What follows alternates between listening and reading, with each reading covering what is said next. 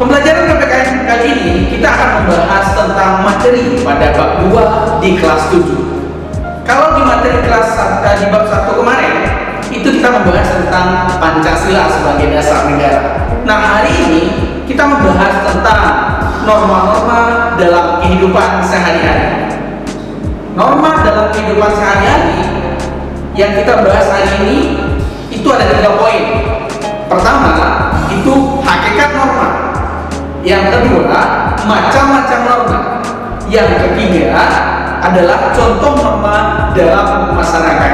Yuk, mari kita saksikan atau kita ikuti pelajaran. Kita akan mempelajari apa sih norma itu sebenarnya. Norma itu sifatnya mengikat dan tujuannya itu agar tercipta kehidupan masyarakat yang harmonis. Ada 4 jenis norma yang terdapat dalam masyarakat.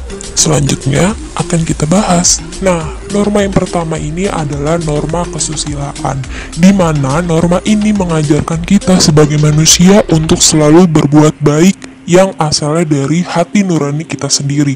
Contohnya itu adalah ketika kalian berniat untuk menolong teman kalian yang kesulitan, itu dari hati nurani kalian sendiri. Contoh yang melanggar norma kesusilaan adalah ketika kalian menyontek, di mana ada niat tidak baik dalam diri kalian sendiri. Sanksi yang didapat jika melanggar norma ini adalah rasa menyesal, malu terhadap diri sendiri, dan hidup terasa tidak tentram. Nah, norma yang kedua ini adalah norma kesopanan, yaitu berasal dari pergaulan dalam masyarakat. Norma ini dasarnya kepantasan, kebiasaan, dan kepatutan yang berlaku dalam masyarakat. Biasanya disebut sebagai tata krama atau adat istiadat atau sopan santun. Contoh penerapan dari norma kesopanan adalah kalian menghormati kedua orang tua kalian, orang yang lebih tua dari kalian, senior kalian, dan guru kalian. Kemudian, contoh yang melanggar dari norma kesopanan ini adalah ketika kalian bertindak tidak sopan kepada orang yang lebih tua di antara kalian. Sanksi jika kalian melanggar norma ini adalah: pertama, kalian tidak akan disenangi oleh masyarakat. Kedua, kalian akan mendapat cemoohan dari masyarakat. Ketiga, kalian akan diasingkan dari lingkungan sekitar kalian. Lalu yang ketiga itu ada norma agama. Norma agama itu berasal dari Tuhan Yang Maha Esa, jadi merupakan ketentuan yang diciptakan oleh Tuhan, isinya berupa larangan, perintah-perintah, dan ajaran.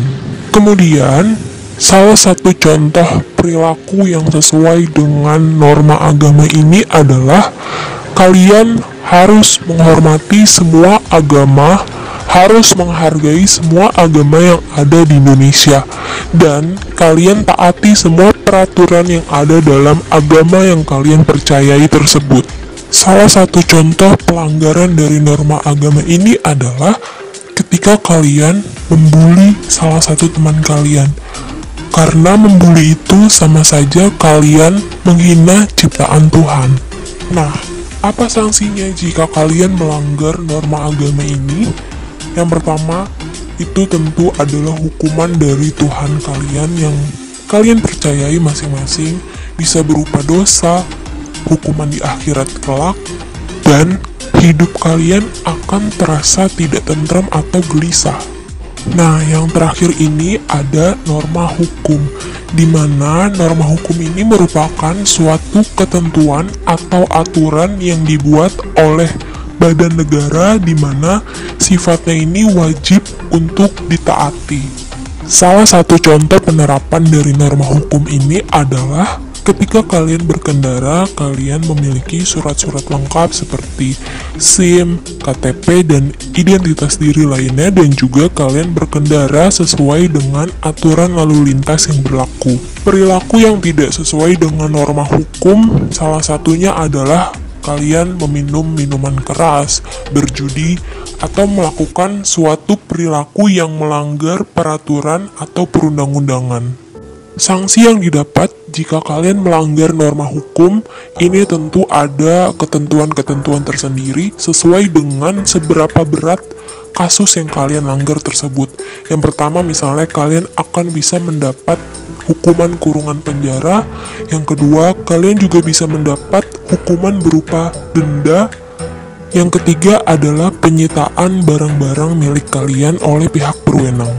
Selanjutnya kita akan mempelajari mengenai apa fungsi diadakannya norma dalam kehidupan bermasyarakat. Yang pertama yaitu sebagai pedoman dalam bertingkah laku. Norma ini berperan sebagai aturan kita agar tingkah laku kita itu sesuai dengan kaidah yang ada. Yang kedua, sebagai alat untuk menjaga kerukunan anggota masyarakat. Dengan adanya norma, masyarakat akan hidup sesuai dengan aturan. Jadi, perselisihan itu akan berkurang, masyarakat akan hidup harmonis dan berdampingan.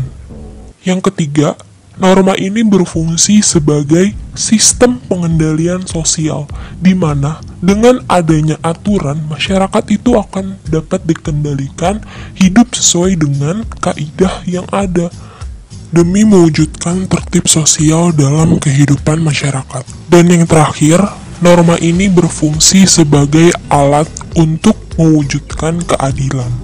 Tujuan norma yaitu sebagai pedoman, petunjuk atau arahan dasar, serta tata tertib bagi para anggota masyarakat supaya mereka tetap terjalin dan terciptanya masyarakat yang teratur dan tentram, dan juga untuk mengatur tingkah laku masyarakat dalam membedakan mana yang benar dan mana yang tidak benar. Materi selanjutnya yang akan kita bahas adalah mengenai apa itu keadilan. Keadilan, menurut Kamus Besar Bahasa Indonesia, kata adil ini berasal dari adil, yang artinya kejujuran, kelurusan, dan keikhlasan yang tidak berat sebelah. Keadilan berarti tidak berat sebelah, menempatkan sesuatu itu di tengah-tengah, tidak memihak, tidak berpihak pada yang manapun, dan tidak sewenang-wenang. Nah, apa kaitannya kita mempelajari norma dengan keadilan? Yaitu, agar kita itu bisa membela hak kita.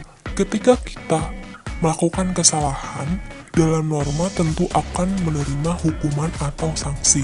Di situ, kita dengan mempelajari keadilan tahu mana hal yang sesuai dengan hukum, mana hal yang tidak sesuai dengan hukum. Kita pada hari ini, semoga apa yang kita sampaikan tadi mudah kalian pahami, mudah kalian mengerti, dan bisa kalian terapkan dalam kehidupan kalian masing-masing. Sekian dari teacher, pesan untuk kalian semua, tetap semangat, jaga kesehatan, dan